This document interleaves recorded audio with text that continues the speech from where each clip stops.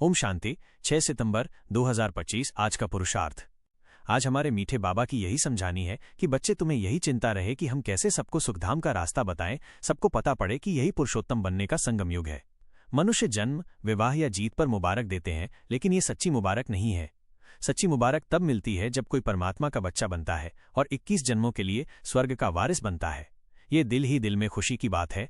ये वर्तमान समय को कहा गया है संगम युग, जो सबसे उत्तम समय है।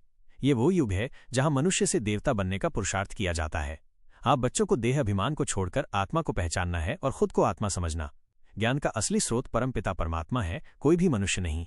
विश्व में शांति तब थी जब एक ही धर्म, आदि सनातन देवी देवता धर्म था। बाकी सब आत्माएं शांतिधाम में थीं। ये शांति फिर से तब स्थापित होगी जब सब आत्माएं वापस परमात्मा के घर शांतिधाम चली जाएंगी। आज बाबा ने सृष्टि के चक्र को समझने पर जोर दिया है, जिसमें आत्माएं पहले सतोगुणी, फिर रजोगुणी और अंत में तमोगुणी बनती हैं। परमात्मा का कार्य इस चक्र को फिर से सतोगुणी बनाना है। बाबा ने कहा है कि पतितों को पावन बनाने वाला केवल एक ही है, निराकार परमपिता परमात्मा। वो ही आकर सबका उद्धार करता है और सबको अपने घर वापस ले जाता है। बच्चों को ये चिंतन करना चाहिए कि कैसे लोगों को परमात्मा और सृष्टि चक्र के ज्ञान का परिचय दें। उन्हें ऐसी युक्तियां खोजनी चाहिए जिनसे ये संदेश घर घर तक पहुंचे। क्या और कैसे पुरुषार्थ करना चाहिए? मुरली के अनुसार हमें निम्नलिखित तरीकों से पुरुषार्थ करना चाहिए।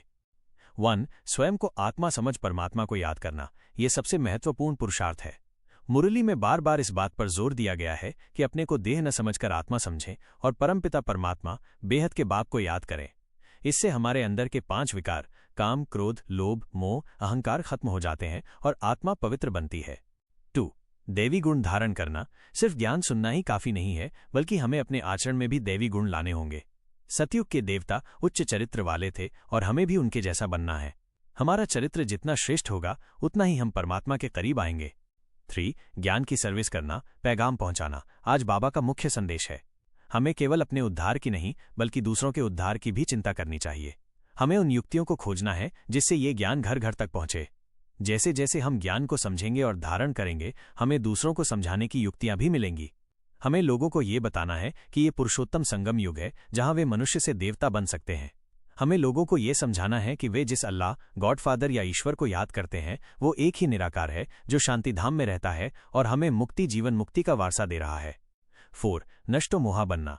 मुरली में बाबा ने कहा है कि हमें सभी दैहिक रिश्तों से मोह खत्म करके परमपिता परमात्मा से सच्चा रिश्ता जोड़ना चाहिए। ये सर्व बंधनों से मुक्त होने का एकमात्र तरीका है। जब हम परमात्मा को अपना सब कुछ मानेंगे तो हम बेफिक्र बादशाह बन जाएंगे। 5. विचार सागर मंथन। हमें निरंतर चिंतन करना चाहिए कि कैसे हम दूसरों को ये ज्ञान दे सकते हैं। हमें सिर्फ अपनी आत्मा के कल्याण की नहीं, बल्कि विश्व की सभी आत्माओं के कल्याण की चिंता करनी चाहिए। इन सभी पुरुषार्थों को करने से हम विजय माला के दाना बन सकते हैं और तभी हमें सच्ची मुबारक मिल सकती है जो 21 जन्मों के लिए होती है। ओम शांति।